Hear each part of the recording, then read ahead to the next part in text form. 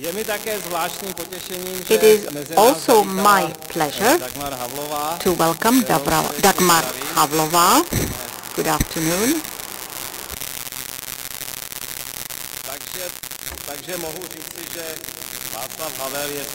I can say that Václav Havel is present here even more.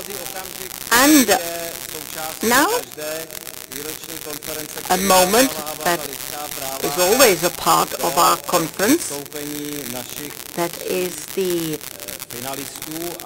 presentation of our 3 finalists and the laureate of this year's award. But, as usual, the tyrants and those who do not respect human rights in the world want to prevent us from welcoming our finalists. First of our finalists is Nabeel Rajab, an activist and human rights defender from Bahrain, who is the co-founder of the Bahrain Centre for Human Rights and who has been fighting for human rights all his life. Since 2016, he is unfortunately in detention. Therefore, it is my pleasure to welcome his son, Adam Rajab. Would you, Adam, please join me here?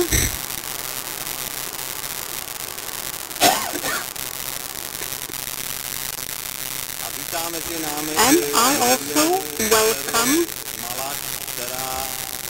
Nabeel's daughter, Malak, who is so modest that she didn't want to join us here, and she asked her brother to replace her. The second finalist, who fortunately is not in prison, but maybe it is only thanks to the fact that she does not live in her country, Rosa María Payá from Cuba.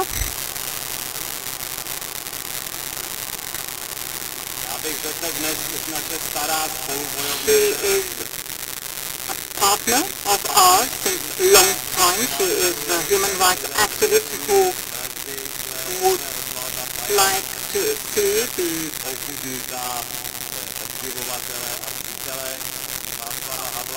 would like to see the just punishment of the murderers of her father, Osvaldo Payá. Osvaldo Payá was also proposed by Václav Havel for the Nobel Prize. Rosa founded and coordinates the activities of Cuba Decide, a human rights organization, and she's also the president of the Cuban Network for Democracy. Welcome, Rosa. And the laureate of this year's award is a Chechen human rights activist, the head of the Office of the Memorial of Human Rights in Chechyna in Grozny, Oyub Titiev.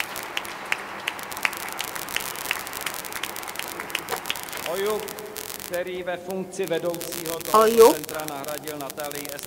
replaced Natalia Estemirova, who in 2009 was murdered.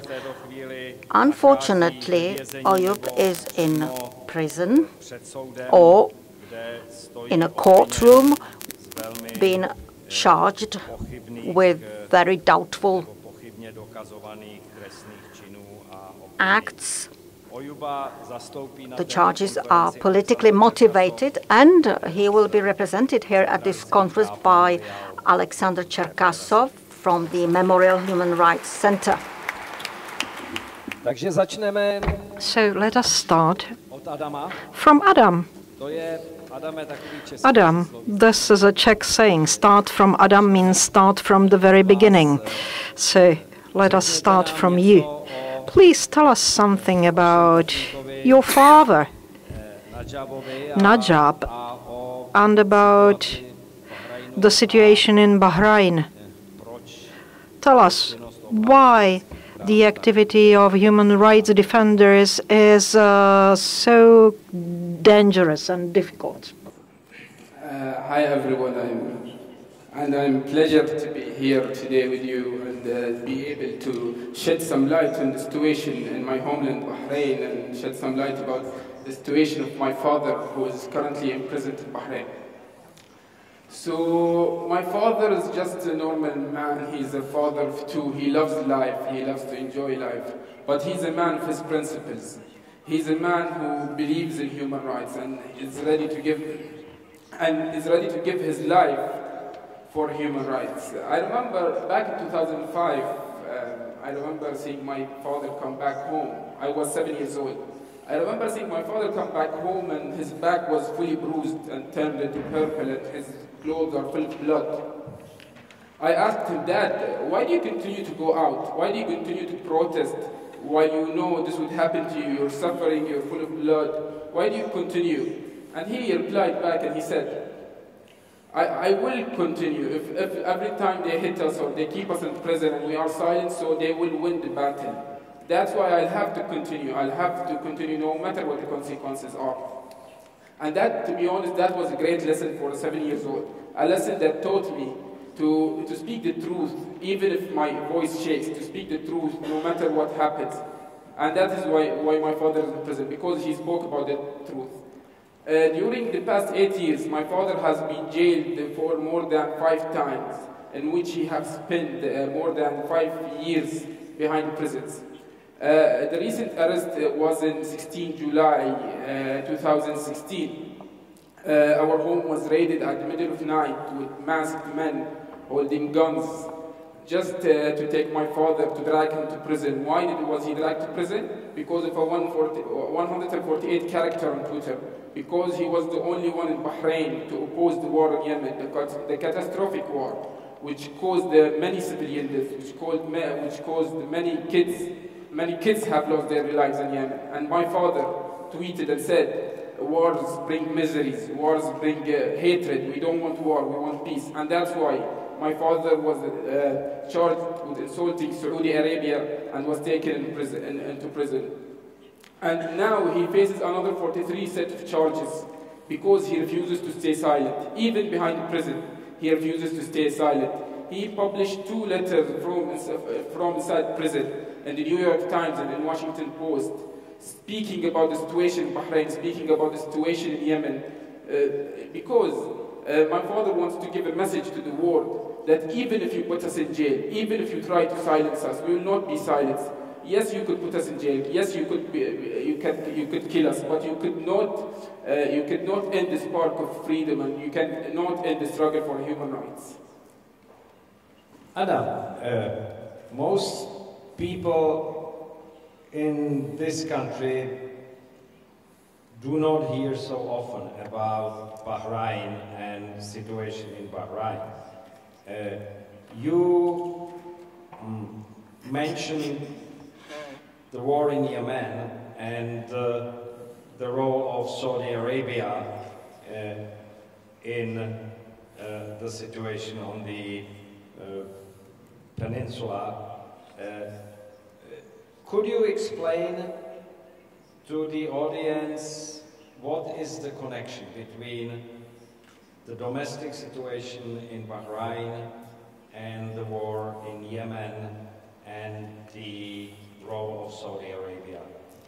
Well, I have a lot to say about that, but I have a mom back in Bahrain, and before leaving Bahrain, my home was surrounded by tens of masked men, and I was taken to the terrorism prosecution. And I was threatened publicly not to talk about human rights, not to talk about Bahrain, not to talk about Saudi Arabia. So yeah, I'm afraid that when I talk about the role of Saudi Arabia, I'll be put with my father. So let me just say that Bahrain is a part of the Saudi-led coalition fighting in Yemen. And Bahrain in 2011, we had a revolution calling for democracy, calling for human rights, calling for basic rights, the rights that you all enjoy today. People in Bahrain are dreaming about the rights you are enjoying. People in Bahrain are dreaming to say no, to say that we want freedom of expression. We want to express ourselves. We want to express our beliefs, and that's why people of Bahrain have gone out into the streets in 2011. When the Bahrain government couldn't control the situation, they invited the Saudi army to crush the uprising. And since then, thousands have entered into jail. Tens or hundreds were killed. either in streets protesting or inside prison because of torture. Is there a religious aspect to the situation in Bahrain, and how directly is it linked to the human rights situation? Well, you may see them talk about religion or about, but this is only titles they talk about. It's all about power. It's all about their power to control and rule. They may use the religion as a weapon. They may use the religion as a weapon to divide people, to make people fight each other. But it's not religion. It's just people demanding basic rights, and it's the government using religion to crush those people and to make those people fight each other, but not fight them. All right. Adam, I do understand, and I think we all understand your caution in talking about the situation at home. I just want to state for the record that you are a guest of an official conference in the Czech Republic organized by the Václav Havel Library and co-sponsored by the Parliamentary Assembly of the Council of Europe. So if you have any difficulties when you get back home, we will call on our government and on European governments to communicate with the Bahrain government about the seriousness of this. Okay? Now, Rosa, you've been at this for some time. 3 or 4 years ago, many people in Europe and in the United States had great hopes about the possible changes in Cuba following the change of policies and the easing of restrictions by President Obama's administration aimed at the normalization of the situation in Cuba after the visit of President Obama to Havana and after the change in Cuba at the position of the head of state. So, have these hopes materialized? What is the situation now? Has there been progress or lack of it? Thank you. Thank you so much for that question, and thank you also for the invitation. I have to start by saying how honored I am to be among the nominees for the Václav Havel Prize, and all my admiration to Nabeel Rajab and to Oyub Titiev and all the collaborators that I have get to know in these recent days. Yes, there was a lot of expectation, especially international expectations, once United States announced the change in its foreign policy regarding to Cuba. And I think that what was deeply wrong about it was not the position of the United States, that I think it was an honest effort towards getting to a new environment to try to change things in Cuba. I think that was the thing that was wrong was to believe that the problem in Cuba is because a foreign policy of a foreign country, and that's a dialogue, and that's a position that is always better for the dictators. I mean, dictators always prefer to fight the battle of the external enemy. Dictators always prefer to talk about what is going on with the rest of the world trying to attack this small island. And that's not actually the principal axis of contradiction in Cuba. The root of the contradiction is the differentiation between a totalitarian regime, a nomenclatura, a communist oligarchs, and a whole population living without human rights for 60 years now. That's the challenge that should be addressed, and not just what the foreign policies of other countries, although could be so influential as the United States, no, but they are not the main root of the problem. And if you do not have the courage or the honesty to go directly into the root of the problem, then you could end up with this kind of confusions. I think that the change of policy had a good steps. I think, for instance, that to have an American embassy in Havana it's a good thing, especially because not just American embassy, European embassies, Latin American embassies should be playing a role in trying to stop an impunity in the island. Many times our almost unique opportunity to try to prevent the impunity of the repression of the regime are the voices of the international community. And diplomats and embassies are like the more direct contact with that reality. Sadly, in many cases, the embassies are close to the Cuban dissidents, to the Cuban civil society, or the contact is too superficial to be to people that is facing persecution, that is facing repression, that sometimes needs not just a word, sometimes need to knock a door and say, please, can I stay here for 2 hours? That's the kind of help that the Cuban civil society is in need. And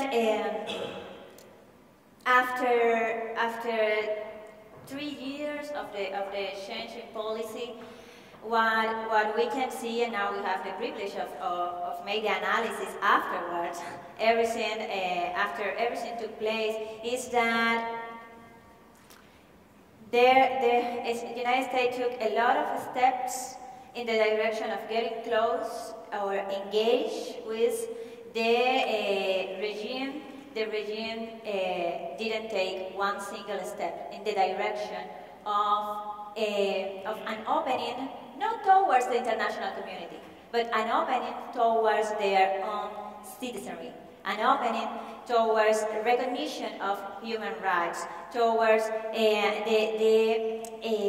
allowing civil society and citizenry participation. Just remember that we haven't had free, fair, and multi-party elections for almost 70 years in my country. So I think that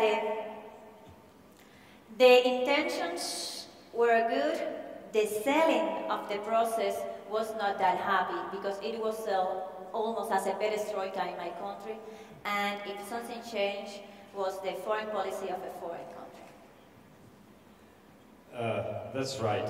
And it's a similar thing to what happened with the Obama's administration reset of the relationship with Russia. I mean, the Obama administration reset and Russia did not do very much. So, and also, you know, some American diplomats may think it's not such a great thing to have an embassy in Havana because many of them developed some hearing problems, I hear, and but that's another story. But we spoke last night about another aspect of this. I mean, most people here feel that Cuba is this unfortunate tropical island, and things that are happening there are happening in isolation from everywhere else.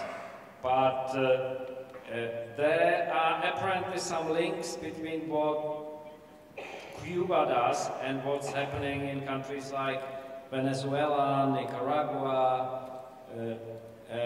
Could you enlighten us on that? Yes, thank you also for that question, because our perspective is that the complicity, if not complicity, at least the tolerance that the free world, and especially our continent, and especially Latin America, the fact that the international community has tolerated for almost 60 years the totalitarian regime in the island of Cuba have brought as consequence that right now we have a very convulsed situation in Latin America, a high instability of the democracies, the collapse of the Venezuelan democracy, the big repression of the Nicaraguan protesters, and the reality is that these facts are not isolated facts. These facts do not respond only to what one person or one group in power is doing to try to keep the power. All these regimes are deeply connected with the Cuban regime. We have to remember that the Cuban regime was supported for 40 years for the Soviet Union. We have to remember that the apparatus of intelligence, the Cuban G2, was well trained by KGB, was well trained by Stasi, and in the moment that the Soviet Union collapsed, Fidel Castro and Lula da Silva, former president from Brazil, created in the city of Sao Paulo something called the Forum of Sao Paulo, which is an organization that has, well, very well respected parties, but also criminal organizations, as the FARC in Colombia, as the Cuban Communist Party, as other guerrilla movements since 1990. And with that platform, with the infiltration and the machinery of the Cuban state security, and with the money of Hugo Chavez, or I have to reframe this, with the money of the Venezuelan people after 1998, this platform starts to help to get to power other governments that are all related with the socialism of the 21st century, that you can see in very critical levels as the Venezuela of the Nicaraguan case, but in others not so critical but also worrying levels that could be Correa in Ecuador or Evo Morales in Bolivia, that are governments that get to power and try to limit the liberties to stay in power. And that do not respond only to the lack of trust in democracies, that do not respond only, although also respond to the failure of the previous governments, of the previous democracies that were just formally democracies, but were full of corruption, or were full of inequity, that failed in answering to the needs of the Latin American people. That's true, but there is also a machinery that is thinking how to get to these countries and how to stay in power. We know, for instance, 2 months ago, María Corina Machado, one of the leaders of the Venezuelan opposition, she was denouncing that the 60% of the Venezuelan territory is controlled by forces that follow orders directly from Havana. This is an absurd. But the reality is that Havana cannot live without a sponsor. Reality is that Cuban dictatorship cannot produce, they cannot survive without an external sponsor. It was the Soviet Union for a while. Now it's been still the oil of the Venezuelan people. So if we have to face this to support the democracy and to support the change in Cuba, it's not just to rightfully assume the responsibility with the Cuban people is also to eliminate one of the most unstabilizing factors of the democracy in the region that is not just provoking the collapse of the democracies, it means also a huge threat to the national security of many of the countries in our hemisphere. Thank you, Rosa, very much. I think this is very, very helpful for understanding the situation not just in Cuba, but on the subcontinent as well. I have another question for you, but I will save it for later on, and let's now move on to our laureate of this year, Oyub Titiev, and to Alexander Cherkasov, who told me last night, after a glass of wine, that he is a little concerned about his English. So I told him not to worry, speak slowly for the interpreters, and tell us about what Oyub Titiev does in Chechnya, and why do the Kadyrov authorities think of him as so dangerous that they put him in jail?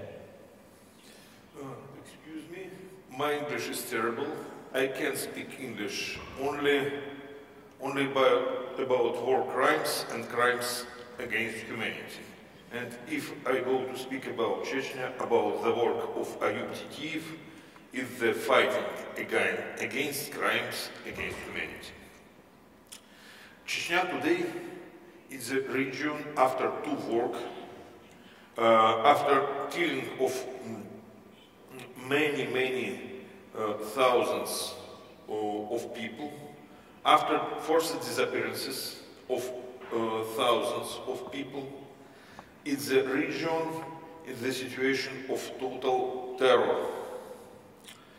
Oyub Titiev worked in Human Rights Center Memorial from 2002, and he is the chief of Grozny Bureau of Memorial from 2010, after Natalia Estimirova, my colleague, has been kidnapped and executed.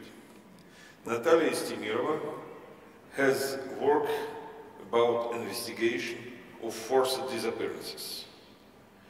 Forced disappearances is the result of the work of machine constructed by Russian federal authorities. Second Chechen War, it's any months of fighting in the field, and then many years of terror, like a method of fighting against terrorism.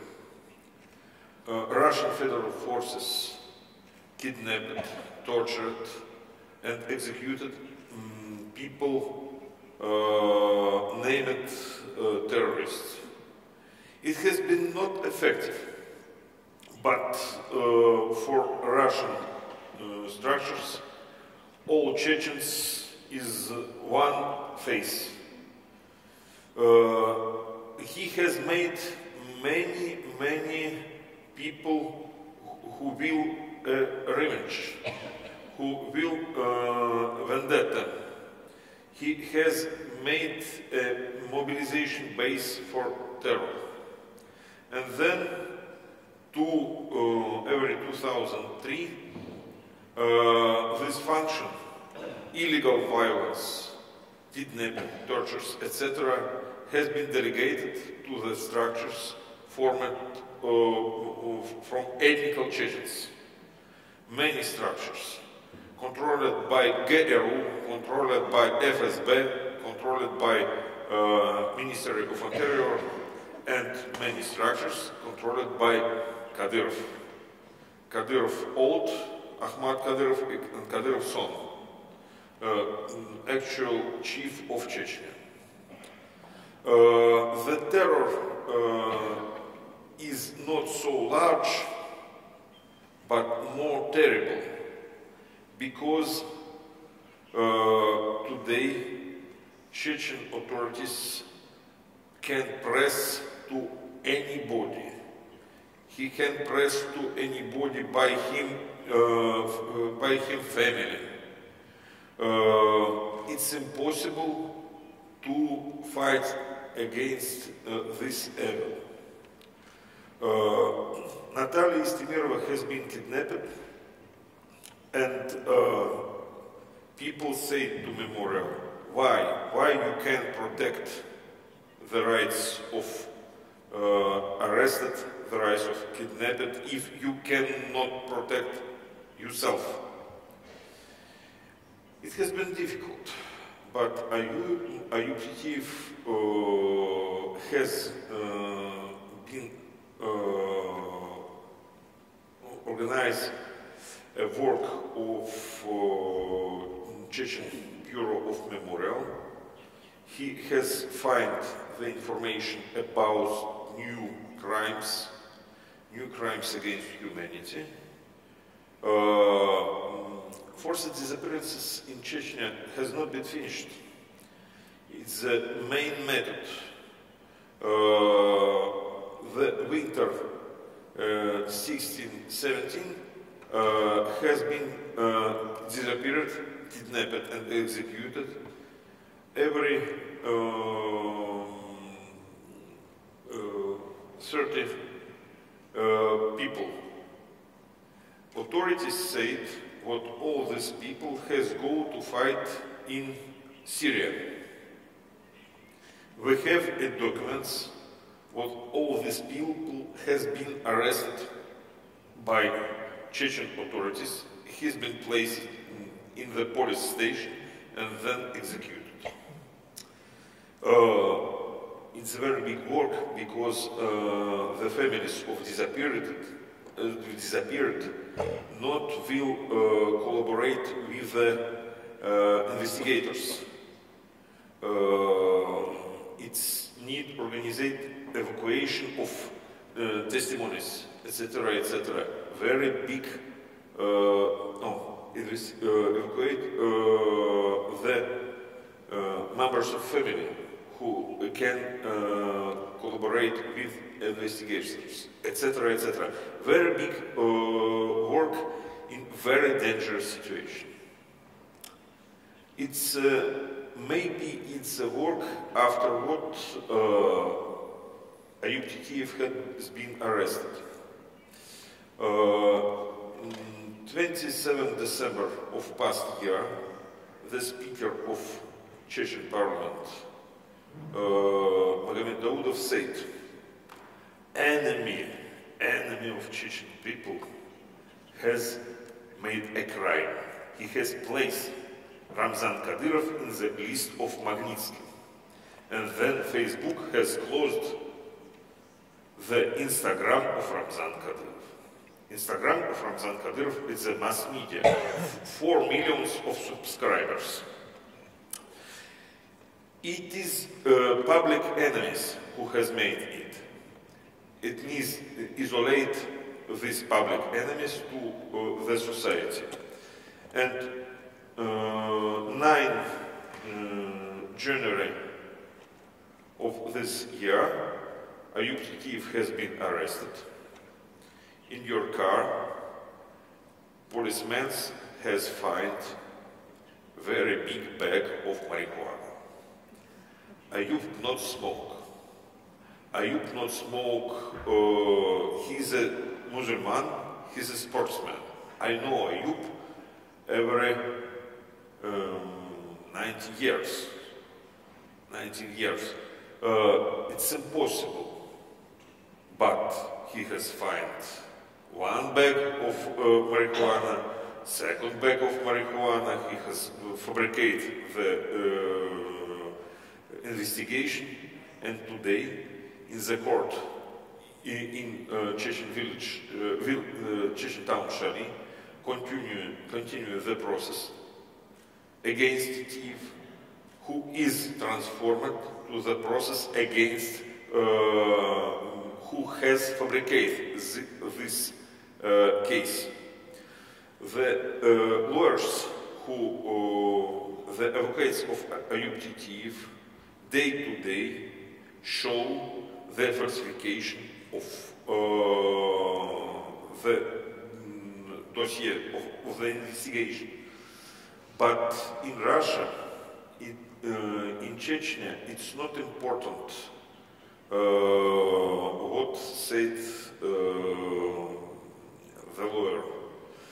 But Ramzan Kadyrov said other. He is narcomanist, and then it's impossible the work of human rights activists in Chechnya. Ramzan Kadyrov said what in Chechnya your forces organized the fight against terrorism, and everybody named the terrorist has no human rights. It's impossible to protect the rights of people named the terrorist. First. Second, it's possible to protect human rights only if you report to yourself, to Ramzan Kadyrov, and not outside. If you made any public information, you are also public enemy. This work is impossible, and responsible to this work is also the family of activists. And four, if anybody continue the work about human rights in Chechnya to the other regions of Russia, he go to be destroyed. I can translate in English. Сломать спинной хребет. I can know. Ramzan Kadyrov said this 17 January, and before, in the night, anybody has burned the Bureau of Memorial in Ingushetia, and then the car of memorial in Dagestan. The chief of Bureau of Memorial in Dagestan has been attacked by baseballists. Baseball is a very popular method to fighting against human rights activists, who maybe also baseballists from Chechnya. It's very difficult. Oyub is in prison. Oyub continues the fight, but he can be receive 10 years of prison. It's very difficult for all the people, all the colleagues from Memorial, but he is a hostage. It needs to help to the family of Oyub. It needs help to colleagues of Oyub evacuated from Grozny, because it's possible the fabrication of similar criminal dossier against other people from Grozny Bureau of Memorial. It's a condition of the work, but many human rights activists, many journalists today go to Grozny, go to Shali for visit the court, for say hello to Oyub, for show to everybody the absurd of this process. Pan Havel has a master of absurd, but in Chechnya it's fantastic masters of absurd. excuse me, my English maybe has finished. My English is also the torture and maybe crime against humanity, excuse me.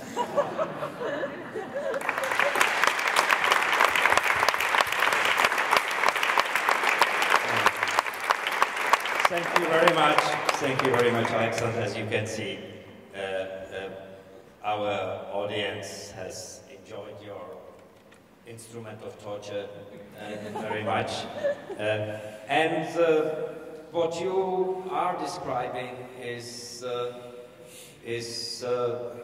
very similar to some of our past experiences in this country.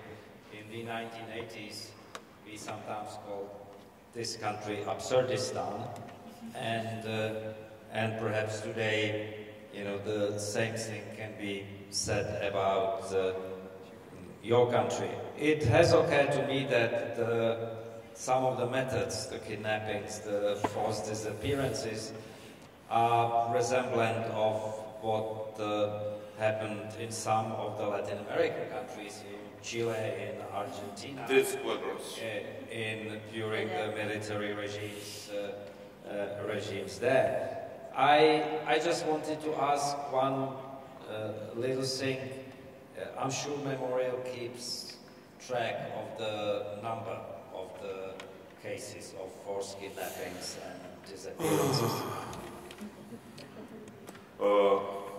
During the Second Chechen War, after 99, we have 3,000 to 5,000 of disappeared people in Chechnya. Oyub Titiev also worked about the list, the database of disappeared, and the database of probable place of where we can find the bodies. For this, many thousands of disappeared in Russia, we have any resolution of Russian courts against criminals who has participated in these disappearances and executions. 4 cases.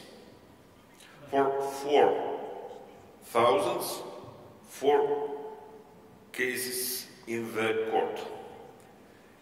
8 persons of impunity. Then we work in Strasbourg court, and we have today 257 resolutions of Strasbourg court. It's a massive of resolution. After what we can say forced disappearances in Chechnya. It's a massive practice, and by the Convention of United Nations against forced disappearances of 2006, it's a crime against humanity. And then, what can we do? I don't know. One moment. It's not interior only. It's not a problem of Russia, because the criminals participate in one war, continue continue the work in other conflicts. Maybe you know the Boeing destroyed 17 July of 14. Every 300 killed people. Who has been a Minister of Defense of Donetsk Republic at the moment? Responsible ex officio Igor Strelkov. Many years he has been like FSB man, organized forced disappearances in Chechnya. I know 10 people kidnapped by groups organized by Igor Strelkov. I know only 10, maybe many thousands, many hundreds, excuse me, but no investigation. And then Igor Strelkov is in Donbass. Your friend from Gail, from who has worked in with Strelkov in this mission of disappearances. Your name is Dubinsky. Has organized the movement of system book who has destroyed this Boeing. It's a result of impunity, but this Dubinsky has in 2003 made an interview in Russian journal Izvestia, very big interview, maybe for Gaga or for Russian court, but no investigation. And he is in Donbass, and we receive any hundreds of killed civil people. It's not impunity. It's not only impunity. It's not only organized impunity. It's a chain of impunity. Many conflicts in what participate these people and new crimes. Today in Salisbury, Russian tourist has used cosmetic and has killed anybody. Russian tourist from GRU, Petrov and Bashirov. Bashirov, Colonel Chipiga from GRU, has go to Chechnya at the work. 3 expeditions. All the participants of new wars in Donbass, in Syria, in Africa, maybe he has participated in other conflicts, but we has not worked against crimes against humanity in Russia during Second Chechen War. 257 resolutions of Strasbourg. After these resolutions, Russia need organize new investigation. What result? No investigation. After a resolution of Strasbourg, Russia go to pay to the families of disappeared, and no investigation. The pressure to Russia for implementation of the resolutions of Strasbourg, no pressure to Russia. Result, new terror, new crimes. Thank you very much, Alexander, for making the link between what is happening and has been happening in Chechnya and what is happening in other parts of the former, of the post-Soviet space and other parts of the world. And that brings me to my last question, and it is addressed to all of you. What should be done? What can we do? And what are we not doing? We, and now I say we, the Europeans, are an economic superpower. We are a population superpower of 500 million people.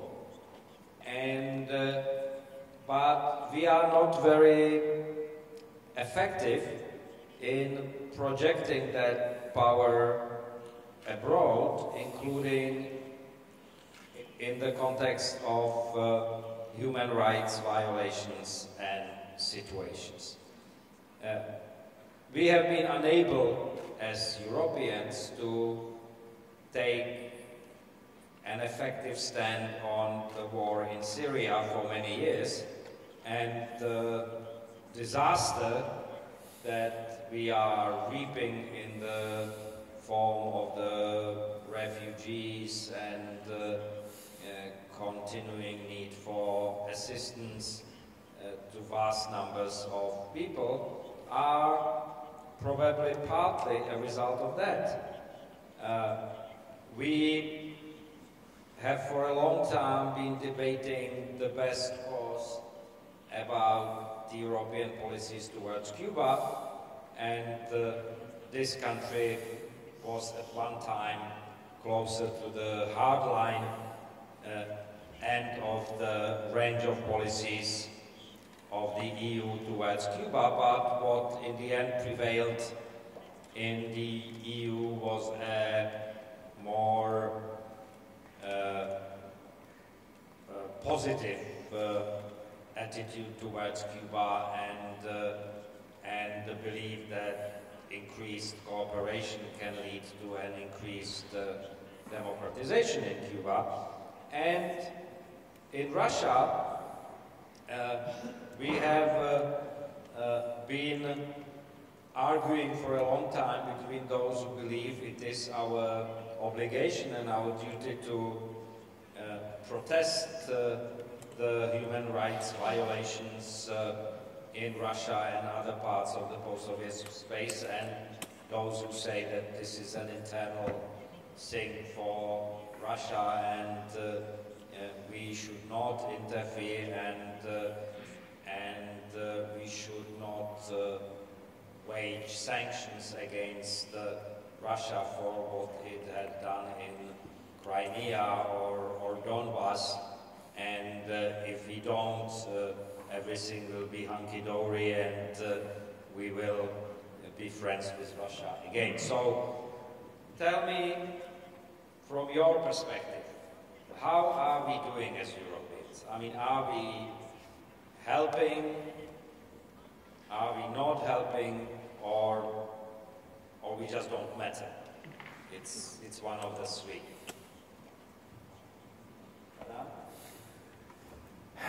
So I come from Bahrain, from the rich part of the Middle East, from the Gulf. So whenever I study in the UK, whenever I get in a taxi, whenever I get a cab, he asks me, where are you from? I tell him I'm from Bahrain. He asks, where is Bahrain? I tell him, close to Dubai, close to Saudi Arabia. So the first thing he will say, oh, Arab money, you have all the oil, you have all the petrol, you have all the gas. I say, yes. He say, you must be rich. I say, no, half the population of Bahrain is poor. And we are victims of oil, we are victims of petrol, we are victims of gas. You know why? Because our government can kill us, our government can jail us, our government can throw us into exile, throw us out of our homeland, and by the silence of all the international community, by the silence of the UK, by the silence of the US, those countries who always gave us headache about talking about human rights, our governments can buy their silence by the money they get from oil, the money they get from petrol. We don't have billions and billions to give to Donald Trump. So that's why he doesn't see us as an alternative, although we believe in democracy, although we believe in the same principles the United States were built upon. But they will not support us. Why? Because we don't have the money, because we're not the best. Our monarchs has all the money to support, to buy their silence. So really, we rely on free people like you. We rely on noble people who really believe in human rights and who really believes in those principles, to pressure their governments, to ask their governments to stop the double standards, to stop shaking hands with dictators, because all those Western dictators who shake hands with our dictators have blood in their hands, because they give the green light to our government to kill us and to jail us. My father's in jail today. because of the green light that the US and the UK gives to Bahrain. Bahrain can't jail a person like my father, or can't keep thousands in jail if the UK or the US or the European Union had a strong stance against them in the United Nations. But because of the oil, because of the interest they have, the whole international community is silent, and Bahrain can do whatever it wants. So we rely on people like you. You brought us here, and I'm pleasure to talk here. And we really rely on free people to, first of all, to raise awareness among their people, because the general population doesn't know about that, doesn't know that their governments are dealing with double standards, that they are only talking about human rights, but no one really cares about human rights. No one really cares. Who cares now about human rights? You will see, for example, in CNN or in any channel, who's talking about human rights in Bahrain or in the Gulf. You will see them talking about fighting extremism, okay, or talking about terrorism. But you want to fight extremism, right? You want to fight terrorism, right? Implement human rights in those countries. Implement justice in those countries. That's how you fight terrorism. That's how you fight extremism. So I think the first step to do is raise awareness among ourselves to stop our governments, stop your governments, and working like in dealing with double standards when it comes to Bahrain, when it comes to the Gulf, when it comes to dealing with those monarchs that have all the money and have all the oil. And I think the second point is continue to talk. Continue to speak out, even if you think it doesn't matter. It really matters for us all. For example, bringing us here, inviting me here, you don't know how it affects my father inside prison. Because a person inside prison, sitting in a cell 24 hours a day alone, and seeing, oh, people in Prague are talking about me, and my pictures in front of tens of people in Prague, and they are mentioning my case, it boosts his morale, it makes him stronger, it gives him support to continue the struggle. So we are really thankful for people like you, and it really matters a lot for us who are struggling. And to be honest, it supports us to continue to see people like you standing with us, because it's a one world and it's one struggle. We should all continue to fight for human rights everywhere, and it's our fight, everyone's fight. It's not only Bahrain, it's not only Cubans people fight, because injustice anywhere affects justice everywhere. Thank you.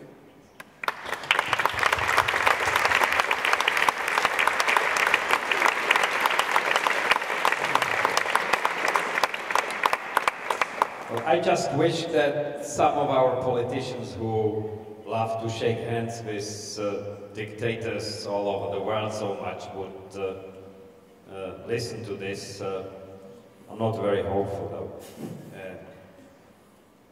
Rosa, how about EU, the Czechs and Cuba?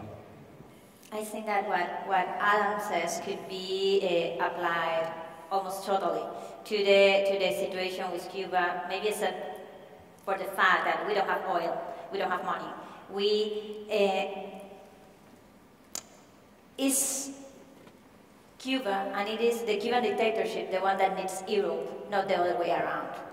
Is Cuba and the Cuban dictatorship the ones that needs the United States, the ones that needs Latin America, not the other way around. And what we have been witnessing the last years is that the centers of the democracy in the world, and you have, you are the center of the democracy in the world.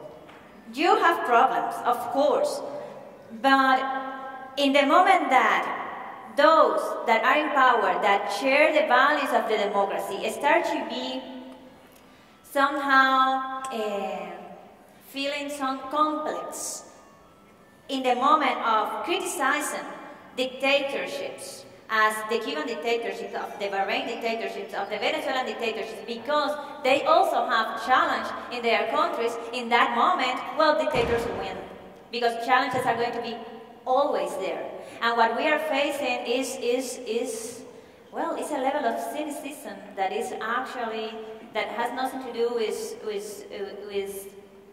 the constructions of the Commonwealth. It's actually the failure of the politicians.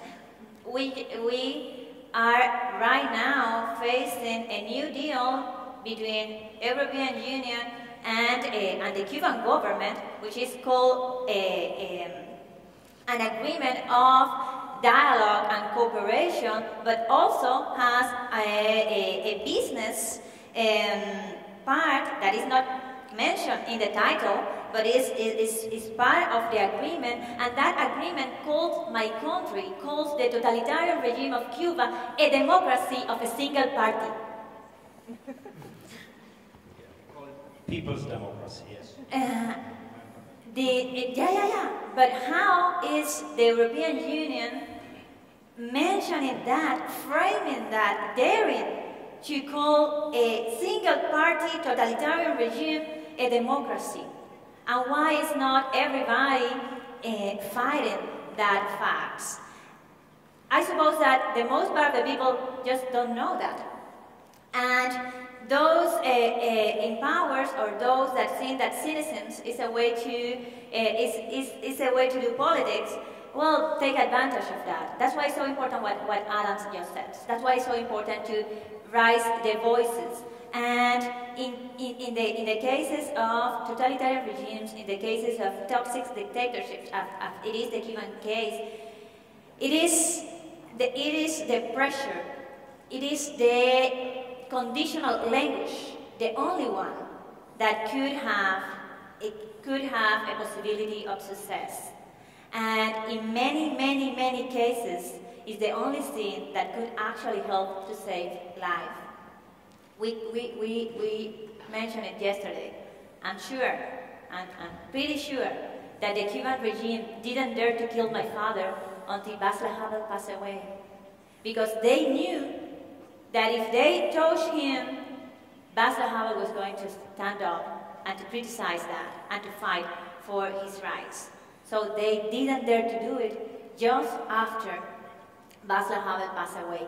But the Czech Republic, the Czech people, I think that Europeans, but especially the Czech people, and I'm saying this personally because have been always the experience of my life, living in Havana, has a special understanding of the situation and the way to live of the Cuban people, and a special connection. So we are also calling on you to call on your governments, to call on the European direction to redirect that policy in the direction of the respect of human rights, which is actually the direction of respecting your own values. Thank you so much.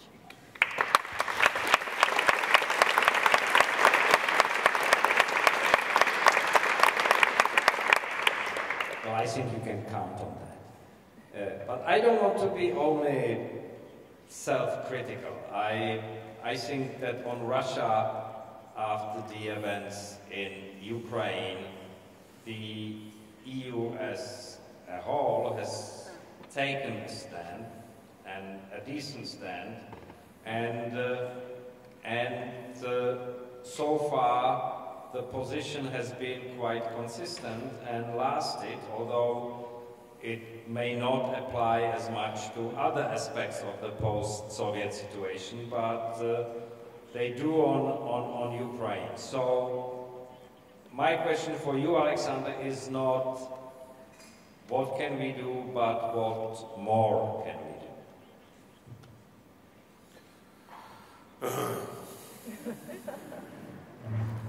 Maybe I have understand your question, but your question about what it's need to do when we have no a card to make a roadmap. It's very difficult to make a roadmap because a landscape has been changed, because it's closed by the fog, etc., etc. Politics have one question: what is need to do? Human rights activists said it's impossible to do that. What is need to do? It has a question, but maybe we have one very important gadget, compass.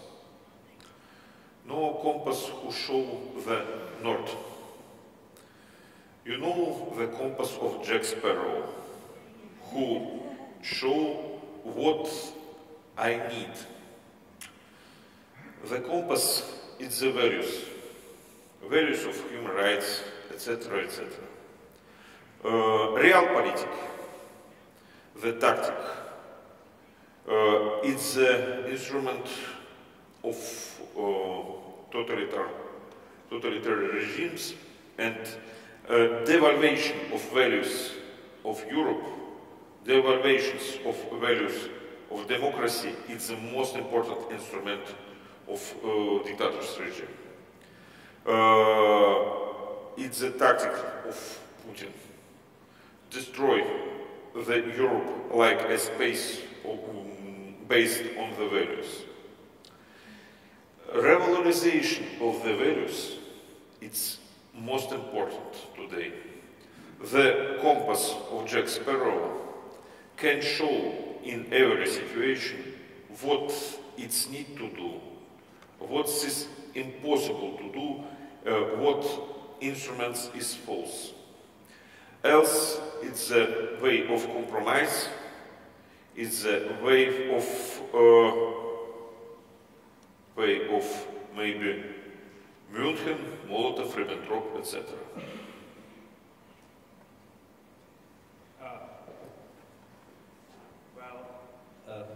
Every conversation with a Russian ends with the question, что делать? Thank you for the answer. Alexander.